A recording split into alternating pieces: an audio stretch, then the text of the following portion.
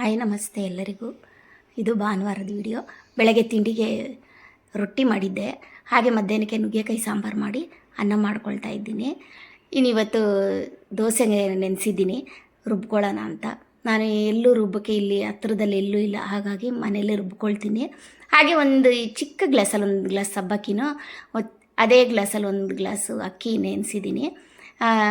ಹಪ್ಳ ಥರ ಮಾಡೋಣ ಅಂತ ನಾನು ಫಸ್ಟ್ ಟೈಮ್ ಟ್ರೈ ಮಾಡ್ತಾ ಇರೋದು. ಅದಕ್ಕೆ ಸ್ವಲ್ಪ ಹಾಕಿದ್ದೀನಿ, ನೋಡೋಣ ಇದು ಚೆನ್ನಾಗಿ ಬಂದರೆ ಮತ್ತೆ ಮಾಡ್ಕೊಳ್ಳೋಣ ಅಂತ ಹೇಳ್ಬಿಟ್ಟು ನೆನೆಸಿದ್ದೀನಿ.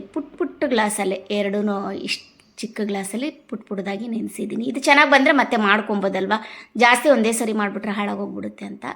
ಹಾಗಾಗಿ ಇವಾಗ ಫಸ್ಟ್ ದೋಸೆಗೆ ರುಬ್ಬಿಟ್ಬಿಡ್ತೀನಿ, ಆಮೇಲೆ ಅದನ್ನು ರುಬ್ಕೊಳ್ಳೋಣ. ದೋಸೆಗೆ ಒಂದು ಸರಿ ರುಬ್ಬಿಟ್ರೆ ಒಂದು ವಾರದಲ್ಲಿ 2 ಸಲ ಆದರೂ ಮಾಡ್ಕೊಬೋದು. ಒಂದು ಸಲ ದೋಸೆ, ಒಂದು ಸಲ ಇಡ್ಲಿ.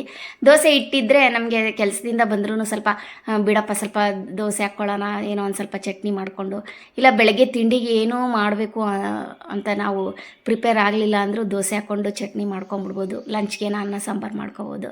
ಹಾಗಾಗಿ ದೋಸೆ ಹಿಟ್ಟಂತೂ ಫ್ರಿಜ್ಜಲ್ಲಿ ಈಗ ಕೆಲ್ಸಕ್ಕೆ ಹೋಗೋ ಎಲ್ಲರ ಮನೇಲೂ ಇರಬೇಕು. ಕೆಲ್ಸಕ್ಕೆ ಹೋಗದಿದ್ರೂ ಮನೇಲಿ ಮಕ್ಕಳಿದ್ರೆ ಕಂಪಲ್ಸರಿ ನಾವು ದೋಸೆ ಇಟ್ಕೊಂಡೇ ಇರ್ತೀವಿ. ಅದಕ್ಕೆ ಹಾಗೆ ಈಗ ರುಬ್ಕೊಳ್ತಾ ಇದ್ದೀನಿ. ಅದಕ್ಕೊಂದು ಸ್ವಲ್ಪ 2 ಹಸಿಮೆಣ್ಸಿನ್ಕಾಯಿ ಹಾಕಿ ಮತ್ತು ಈರುಳ್ಳಿನೂ ಹಾಕಿದೆ. ಸ್ವಲ್ಪ ಈರುಳ್ಳಿ ಹಾಕಿದ್ರೆ ಟೇಸ್ಟ್ ಚೆನ್ನಾಗಿ ಬರುತ್ತೆ. ಮತ್ತು ಒಂದು ಕವರ್ ಇಟ್ಕೊಂಡಿದ್ದೆ, ಫ್ರಿಜ್ ತೊಗೊಂಡ್ವಿ ನಾವು, ನಮಗೆ ಗಿಫ್ಟ್ ಬಂದಿದ್ದಕ್ಕೆ ಫ್ರಿಜ್ಜು. ಅದಕ್ಕೆ ಬಂದಿತ್ತಲ್ಲ, ಎತ್ತಿ ಮೇಲೆ ಇಟ್ಬಿಟ್ಟಿದ್ದೆ. ಅದನ್ನು ಇವಾಗ ಕ್ಲೀನಾಗಿ ತೊಳೆದ್ಬಿಟ್ಟು ಒರೆಸಿ ಇದ್ರ ಮೇಲೆ ಹಾಕ್ಕೊಳ್ಳೋಣ ಅಂತ. ಹೊರಗಡೆ ಹಾಕ್ತಾಯಿಲ್ಲ, ಹೊರಗಡೆ ತುಂಬ ಧೂಳಲ್ವ, ಇನ್ನೂ ಮಳೆ ಬಂದಿಲ್ಲ.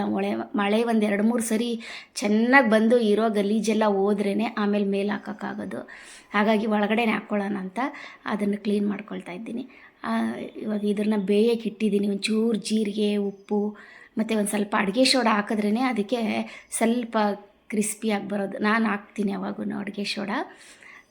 ಸರಿ, ಇದನ್ನು ಒಂದು 10 ನಿಮಿಷ ಚೆನ್ನಾಗಿ ಬೆಂದ ಮೇಲೆ ಇದನ್ನು ಇಡೋಣ. ಯಾವ ಥರ ಬರುತ್ತೆ ನೋಡ್ಕೊಂಡು ಆಮೇಲೆ ಬೇಕಾದ್ರೆ ಸ್ವಲ್ಪ ಜಾಸ್ತಿ ಮಾಡ್ಕೊಳ್ಳೋಣ ಅಂತ ಮಾಡ್ತಾ ಇದ್ದೀನಿ. ಇನ್ನೂ ಯಾರೆಲ್ಲ ನನ್ನ ಚಾನಲ್ ಸಬ್ಸ್ಕ್ರೈಬ್ ಮಾಡ್ಕೊಂಡಿಲ್ಲ, ಸಬ್ಸ್ಕ್ರೈಬ್ ಮಾಡ್ಕೊಳ್ಳಿ. ನಿಮ್ಗೆ ಇಷ್ಟ ಆದರೆ ಒಂದು ಲೈಕ್ ಮಾಡಿ. ನಮ್ಮ ಮನೇಲಿ ಸಂಡಿಗೆ ತಯಾರಾಗ್ತಾ ಇದೆ.